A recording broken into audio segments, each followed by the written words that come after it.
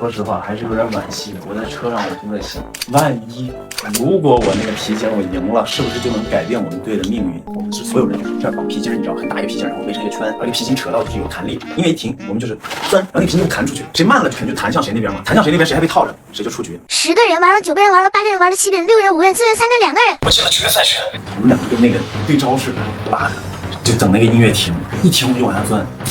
但这一把我输了，输倒没什么，可以接受。但是这个时候1、2、3、4名都可以行使一个就是傲着别人的权利。你如果被行使了这个权利，你就不能再行使你的权利了。他是黑队的，他也知道我是白队的，也就是说他如果刀了我，他不仅能够把我爆出局，也能让我没有办法行使我第2名作为刀人的权利。而我是我们队的上等马，我们队有5个人，分别分为上等马、中上等马、中等马、中下等马、下等马。然后最后我们要 PK 谁留在场上的这个马等级最高。我作为上等马，不仅惜败，还被刀了，还失去了刀人的权利。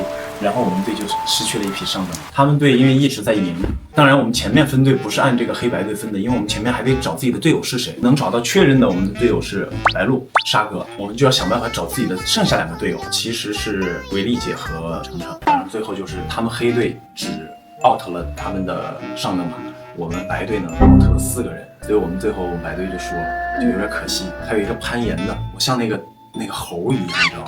哇，那个柱子伸出来嘛，我就在上面转来转去，骑着，然后单臂抱着那个柱子排那个东西，然后转去就跳过去。然后我以为我是最快的，但我第1个上，因为有真柱子、假柱子，你假设说拍到假柱子，你就必须得把假柱子踩掉下去，然后等你的队友接着往下顺嘛。我们第1组上的，我们拍到了2次假柱子，但是他们后面基本上都拍到真柱子，所以他们就走就过去了，他们特别快。我们以为我们还挺快的，我跟凯哥还有伟丽姐，我们三个一组，我们一想我们这组多强啊，也输了，前面也输了。猜成语也是，看到一个成语嘛，要怎么打字形容这个成语，但是不能打这个成语的4个字，任意一个字，后面4个人就猜。这个游戏好玩。我想想还有一个游戏是什么？跑报纸。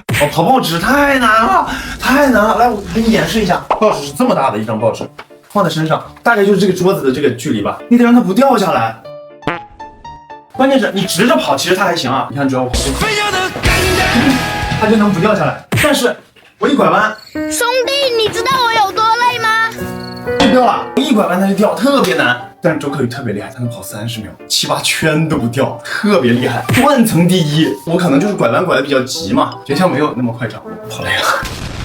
今天就到这儿吧。这一轮整个其实就是有点运气切加的一次录制，很多巧妙的技巧性的东西，我只能说各有所长，每个人擅长的点不一样。你还有比如说，就是你跑完那个报纸之后吧，为你的队友赢得答题的时间，答什么题呢？咚，那个屏幕上出现一个我那个题有多少个小朋友拿着棒棒糖，然后很多小朋友拿着棒棒糖，大的小的都有，还有拿冰淇淋的。你比如说我刚才跑了4秒钟，我只有4秒钟看这个题，里面可能有12个小朋友拿着棒棒糖，你就得数嘛，然后可能就数不过来你就得懵。反正我到时候他那个跳有个也是有一个什么棒，你要跳嘛，跳过那棒，跳多少秒你的队友就多少秒答题，我们真圆一对，然后他那个棒一边快一边慢，不是这样攻略的，可能就是你得有一下这样之后要得这样一下，但是这个规律很难掌握，然后你只要碰到那个杆，时间就停，没有办法掌握那么快。我们就是反正大家都是差不多的这个时间，其实都很难猜出来那个题，因为这种题有点像脑筋急转弯。比如说这个图里有多少个王老吉，王老吉里还藏王老吉，你知道吧？